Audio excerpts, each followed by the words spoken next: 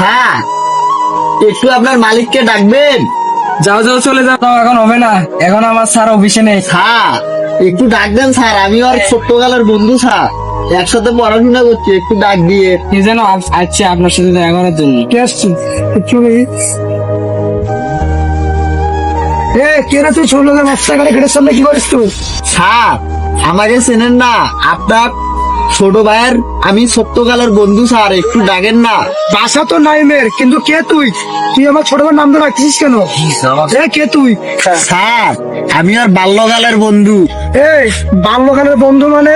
আমি তো নাইমের সাথে তোর কখনো দেখলাম না, তুই কেমনে বন্ধু হইলি? ছোটবেলার বন্ধু কেমনে হইলি? স্যার আমি এখানে বসে আছি, আপনি একটু আমার বন্ধুকে ডাক দেন। আচ্ছা তুই এখানে বস, আমি নাইমে ডাকছি, এখানে বস। হ্যাঁ কখন?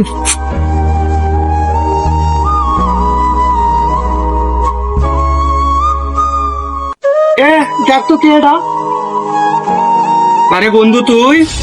বন্ধু আরে বন্ধু তুই কি মনে করে আসলি? বন্ধু আর বলিস না, আমাদের গ্রামের তো যতটুকু জমি ছিল সব ভেঙে নিয়ে গেছে নদী।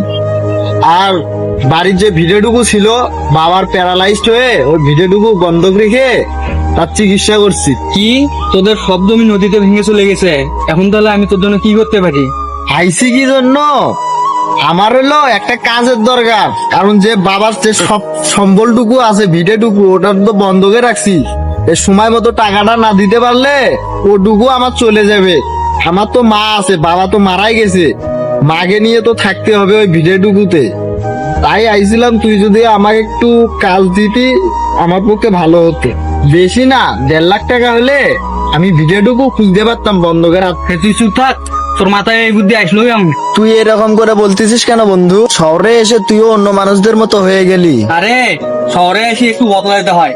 ভাইয়া তোমার অ্যাকাউন্ট থেকে ওরে 1.5 লাখ টাকা দিও তো। ঠিক আছে, এটা কোনো ব্যাপার না। বন্ধু তো সে যে শহরে এসেও গ্রামের বন্ধুকে ভুলে যায় না।